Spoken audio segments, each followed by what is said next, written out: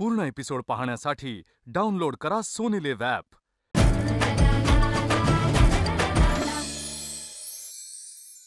नमस्कार, मी मधुरा। आज काय बनवूया या जगातील सर्वात कठीण प्रश्नाचं उत्तर सोपं करायला मी आली आहे। चला तर मग सुरुवात करूया। आज काय बनवूया? प्रत्येक व्यक्तीच्या आयुष्यामध्ये एक पदार्थ आणि एक व्यक्ती अशी असते की तो पदार्थ फक्त त्यांनाच बनवता येतो किंवा त्या पदार्थाचं नाव कोणाला माहीतच नाहीये किंवा आता तो इतिहास जमा झालेला आहे।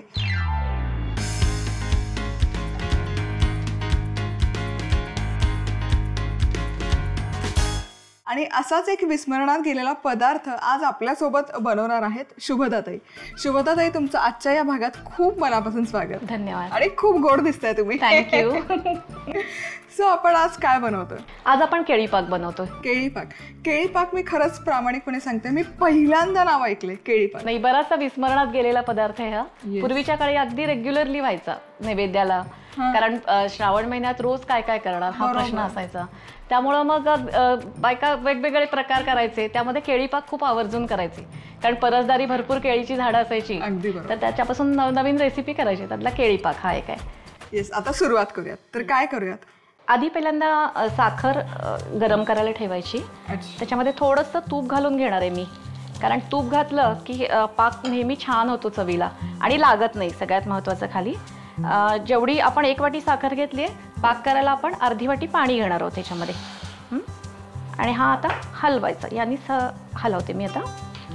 आणि साखर पण विरघळते आणि पाकही छान होतो।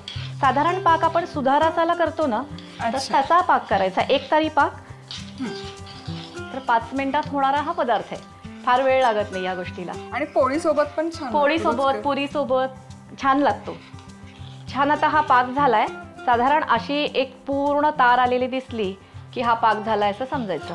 आणि याच्यामध्ये आता काय करायचं, हे खोबरं आहे, ओलं खोबरं, तर हे ओलं खोबरं घालून शिजवून घ्यायचं छान। 1 मिनिटभर चालेल, म्हणजे शिजवलं तरी तो चव पण मस्त येते ओल्या खोबऱ्याची। त्यातला रसही छान, रसही हे होतो।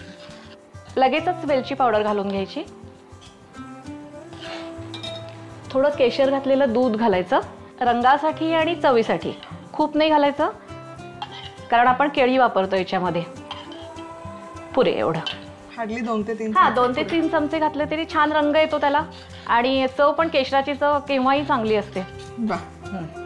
आता आपण काय करायचं, याच्यामध्ये केळी आहेत ना सोलून छान त्याचे तुकडे करून आपण याच्यामध्ये घालायची।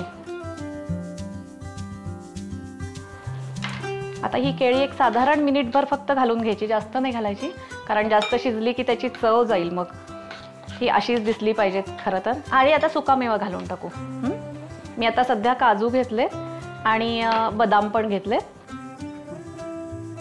रंग एवढा सुरेख आलाय आणि केळीचा इतका मस्त असा खमंग सुगंध दरवळतोय, सुवास दरवळतोय। क्या बात आहे। तर गॅस बंद करू? हो हो हो। आता हे आम्ही थंड करून घेतोय, पण शुभदाताई मला विचारायचंय की आता एवढे वर्ष तुम्ही कुकिंग करताय आणि आवड पण आहे, तर सुगरणींसाठी काही खास टिप्स आहेत का, ज्या तुमच्या अनुभवातून तुम्हाला आलेल्या आहेत? मी एक टिप सांगते, तशा बऱ्याच टिप्स आहेत, पण आता सध्या इथे सांगते की मी कणिक मळताना नेहमी थोडंसं दूध घालते, किंवा मग साईचं पातेलं असतं त्यात मी रोज कणिक मळते। त्यांनी काय होतं, पोळ्या अतिशय सुंदर होतात, पोळ्या फुलके जे काही करणार आहे, आणि अगदी दुसऱ्या दिवशीपर्यंत त्या सॉफ्ट राहतात। क्या बात आहे। म्हणजे पातेलं पण तुमचं क्लिनिंगचा वेळही वाचेल, त्रासही वाचेल आणि कणिकही मळून। क्या बात आहे, खूप छान। आता हा असा तयार झालाय केळी पाक। उपवासासाठी पण खाऊ शकतो, कारण बाकी असं काहीच नाहीये। छान आहे आणि पौष्टिक आहे मेन म्हणजे।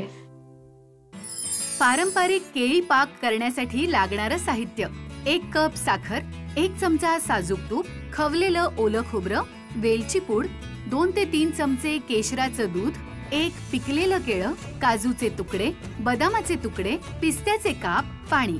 साखरेत तूप आणि पाणी घालून त्याचा 1 तारी पाक तयार करायचा। अशा पद्धतीची तार दिसायला लागल्यावर त्यात ओलं खोबरं घालायचं आणि साधारण 1 मिनिट शिजवून घ्यायचं। आता वेलची पावडर, केशराचं दूध घालायचं आणि ढवळून घेत यात केळीचे काप घालायचे आणि आता आवडीप्रमाणे सुका मेवा घालायचा आणि हे मिश्रण एकत्रित शिजवून घ्यायचं। झाला आपला पारंपरिक केळीचा पाक तयार। आज आपण मस्त अशी खुसखुशीत कुरकुरीत तवसे भाकरी कशी बनवायची ते बघतोय।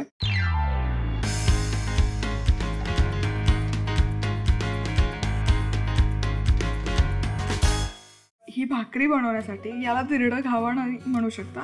काकडी घेतली आहे, या प्रकारच्या म्हणजे हिरवी काकडी आहे त्याला तवसं म्हणलं जातं. रेग्युलर काकडी जरी वापरली तरी चालेल.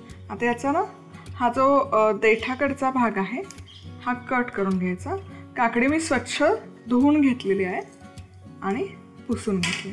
साल काढून घ्यायची गरज नाही आहे, पण तुम्हाला हवं असेल आवडत असेल तर काढून घ्या. आता हे याचं ना किस करून घ्यायचं. तर 2 काकड्या मी इथे वापरणार आहे किस करायला. आता या किसलेल्या काकडीमध्ये घालायचा आहे 1 कप बारीक रवा.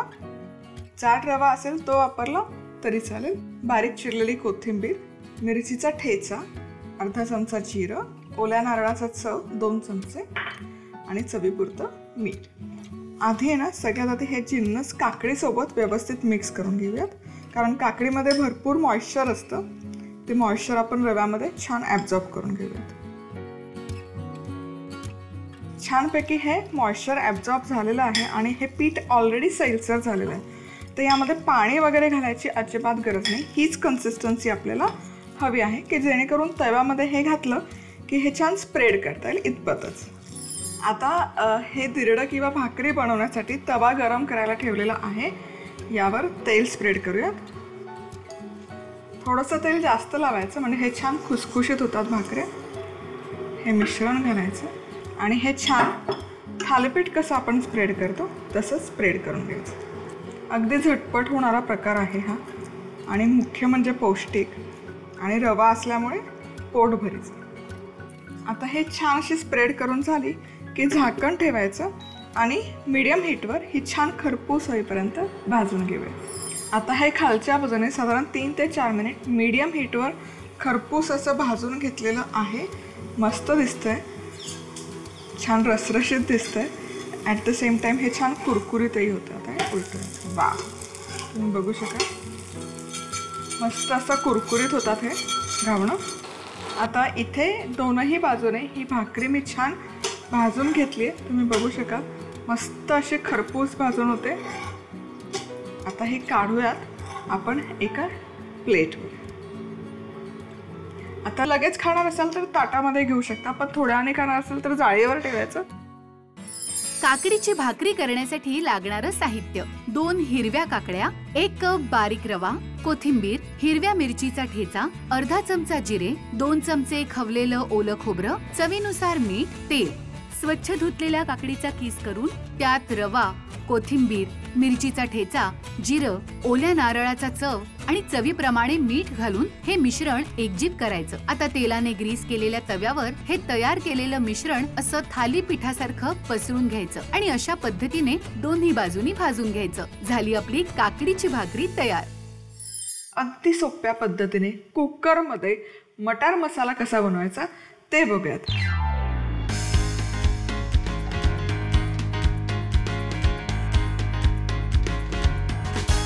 सगळ्यात आधी आपण यासाठी जे वाटण लागतं ते वाटण तयार करून घेऊया. मिक्सरचं भांडं आहे, यामध्ये 2 लसूण पाकळ्या, आलं, 2 चमचे डाळवं घालून घ्यायचं आणि याची भरड काढून घ्यायची.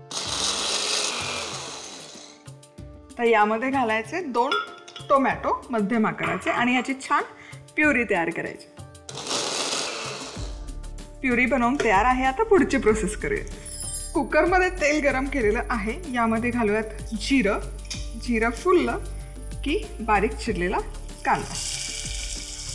2 कांदे बारीक चिरून घेतलेले आहेत आणि हा कांदा मस्तपैकी सोनेरी रंगावर परतून घेऊया. कांदा छानपैकी असा खरपूस परतत आला की यामध्ये घालूयात ही टोमॅटोची प्युरी आणि हे एकत्र आता एक 10 ते 12 मिनिटं तरी परतून घेऊया. मसाला इथे छानपैकी परतून झालेला आहे. आता या स्टेजला यामध्ये घालूयात चंडे मसाला, म्हणजे स्पेशल काळा मसाला आहे हा. ही बॅडगी मिरची वाटणामध्येच घालते. चवीपुरतं मीठ, म्हणजे मीठ छान एकजीव होतं आणि अगदी अर्धा चमचा गूळ. टोमॅटोला आंबटपणा असतो टोमॅटोमध्ये, तो कमी करण्यासाठी गूळ घातलेला आहे. आता हे एकत्र एकजीव परतून घेऊयात 2 ते 3 मिनिट. आता मटार शिजवूयात. इथे ही प्रोसेस मी बनवतेय कुकरमध्येच. सो अर्धा किलो मटारचे हे दाणे आहेत. पूर्ण एपिसोड पाहण्यासाठी डाउनलोड करा सोनी लिव्ह ॲप.